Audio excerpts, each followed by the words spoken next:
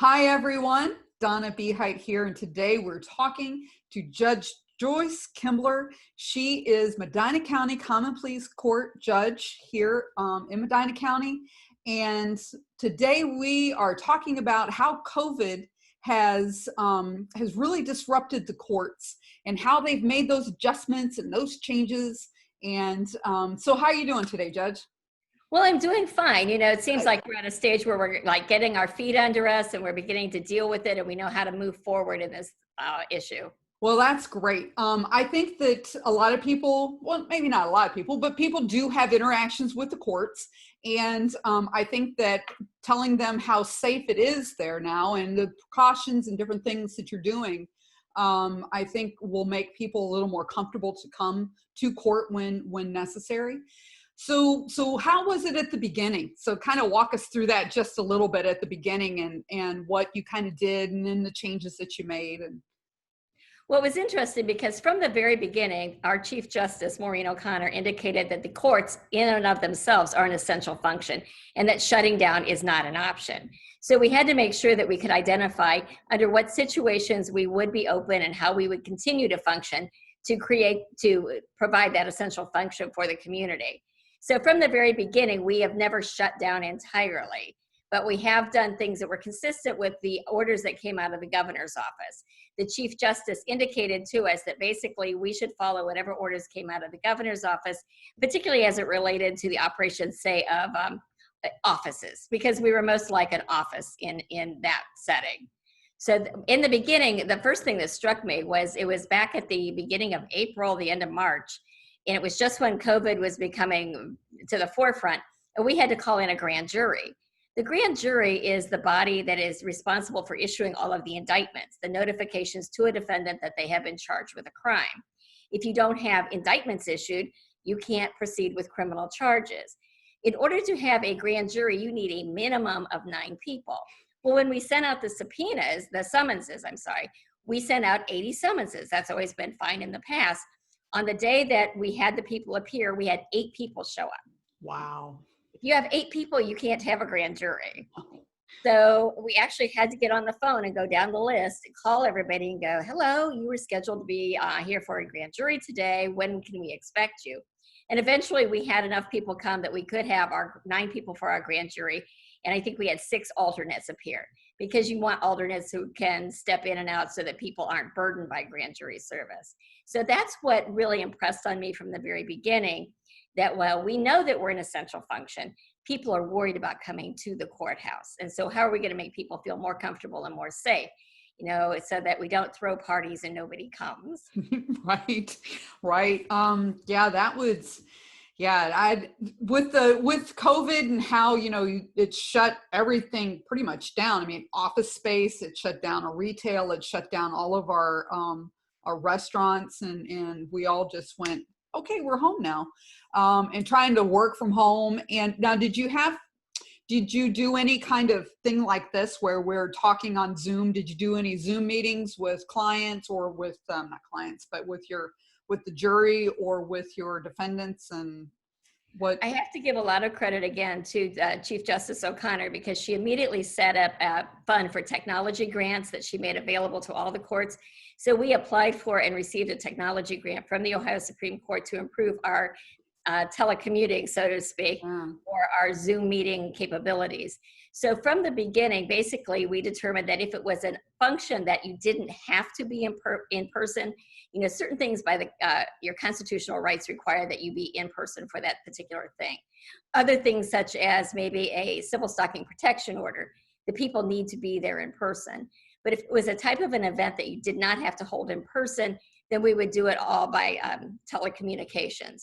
So what we went to was all people who were in the jail, all of our arraignments are held by telecommunications. We did sentencings, we did change of pleas, anything that the person was actually in jail, we did through the telecommunications. If the person received a summons to appear in court, they were not in jail, we were still open for business and they could appear, but we put safety precautions in place. Okay. Now let's talk about the safety precautions. Now you sent a couple pictures that I'm going to share the screen here with.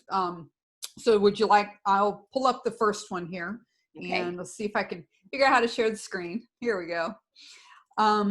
So talk about this. So you sent me this particular picture. I see a like a plexiglass around the Around the witness testimony stand.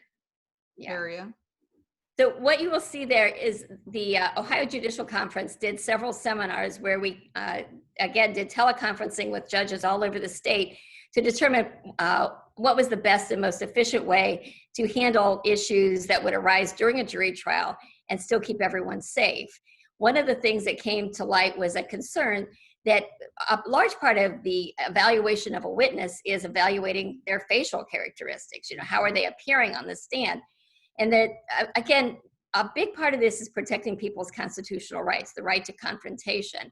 So we determined that if you put a plexiglass around the witness box, then the witness doesn't have to wear a mask when they are testifying, so that we are protecting the right to confrontation.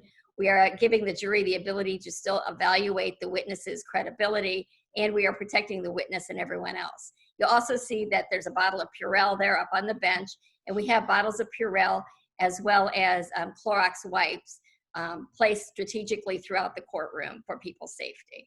Well, that's good. You know, I didn't think about, you know, having a mask on while you were giving testimony. That, yeah, I mean, I'm a face reader, right? So when I'm talking to somebody and I know that I'm losing them, or, you know, then I move on to some other subject or what have you. But you're right. A lot of people do judge, and they look at someone's expression to kind of make that decision if they believe them or not, right? Well, So and I will tell you that some of these things that you were seeing, the Ohio Judicial Conference brought together a group of judges, defense attorneys, bailiffs, court reporters, all of the stakeholders in a courtroom. And they produced like a 99-page document of suggestions and what was recommended by each of these various groups. And then the judges kind of met on these teleconferences and identified what they thought was best overall. And I will say that it's not the same county by county. Not every judge is going to do things the same. But what we have done has come out of those studies. Well, that's good. At least you've got one starting spot, right? And then you can, somewhat of a guideline that you can implement or not implement certain parts and pieces of it. I'll go ahead and put up the other photo here, and you can talk about this one for a minute. So it looks like this is where your prosecution and your defense would sit, and then back here in the back, so there's your witnesses. What are the little signs? Okay, what you have back there, I'm going to start from the front and move back. You will notice that the attorney who is at the attorney table is wearing a mask. All people who appear in my courtroom at this time must be masked. You will see the Clorox wipes that are on the table, so that everybody has to make sure that they wipe everything down after they use it. We have a person who comes in and wipes everything down at the beginning of the day, and again at the end of the day and during the breaks. But I've also told the attorneys that I think that it is their responsibility for ongoing maintenance. So as a person comes up, uses, say, a microphone or something, then we have the wipes there available so we can clean as we go. Then moving towards the back, actually what those little squares say is, for proper social distancing, sit here.